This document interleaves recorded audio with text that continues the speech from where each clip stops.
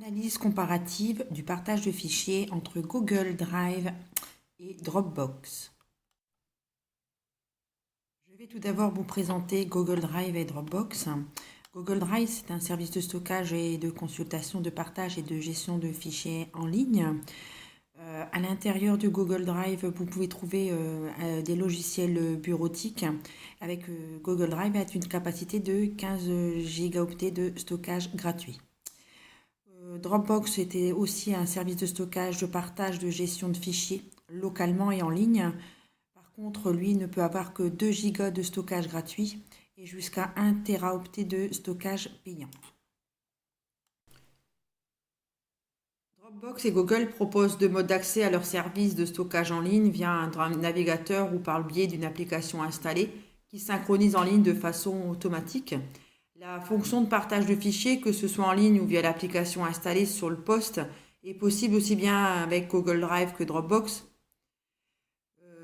Au niveau de Google Drive, il y a la nécessité de posséder un compte utilisateur. À noter que Google Drive permet désormais à une personne ne disposant pas d'un compte Google de recevoir, lire et éditer, selon ses droits d'accès, à un document partagé via le Drive, alors que cela a été déjà le cas depuis longtemps avec Dropbox. Google Drive permet de créer et de gérer des documents via plusieurs applications qui sont connectées par défaut, c'est-à-dire par exemple Google Docs, les feuilles de calcul, les dessins, et les applications sont d'autant plus extensibles. Et Google Drive permet un travail collaboratif en temps réel, c'est-à-dire que les personnes peuvent modifier et partager des documents en milieu, on va dire, synchrone. Pour Dropbox, il faut créer un compte Dropbox que la personne installe sur sa machine et il y a la possibilité de partager les liens sans le compte Dropbox. Au niveau des fonctions, Google Drive permet la modification des paramètres de partage, c'est-à-dire que pour partager un dossier, un fichier, on peut modifier les paramètres de partage en invitant d'autres utilisateurs, en entrant leur adresse mail ou en précisant les droits en tant qu'éditeur, commentateur ou lecteur. Nous pouvons aussi faire une modification des options de visibilité, soit en public avec le document accessible par les moteurs de recherche ou la possibilité de donner des droits de commentaire ou d'édition, soit pour tous les utilisateurs disposant du lien en envoyant le lien ou possibilité de donner également des droits de commentaire ou d'édition, soit des personnes spécifiques en invitant des personnes bien précises. Nous pouvons enregistrer les documents automatiquement puisque Google Drive prend en charge l'enregistrement des documents automatiques si on abandonne pendant quelques instants le fichier ou le document. Si des modifications ont été apportées au niveau de Google Drive garde un historique des documents avant la modification.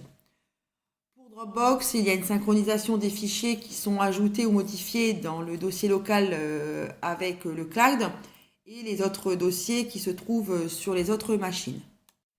Si nous faisons un comparatif entre Dropbox et Google Drive, Dropbox est compatible avec un plus grand nombre de systèmes d'exploitation au niveau de son fonctionnement. Par contre, au niveau du stockage, Google Drive note une plus grande performance au niveau du stockage puisqu'on peut aller jusqu'à 15 Go gratuitement.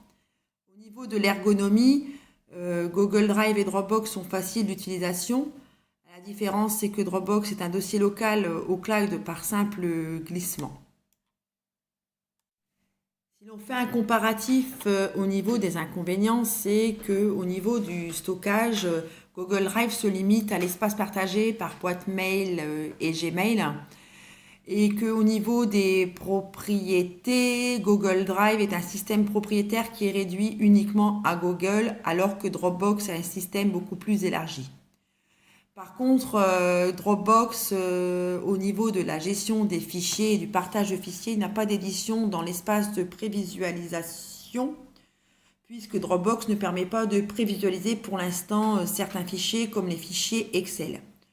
Au niveau de la confidentialité et de la sécurité, Dropbox et Google Drive sont égaux. Dropbox et Google Drive peuvent être utilisés en situation pédagogique. Notamment, Dropbox peut être utilisé comme un espace de travail virtuel.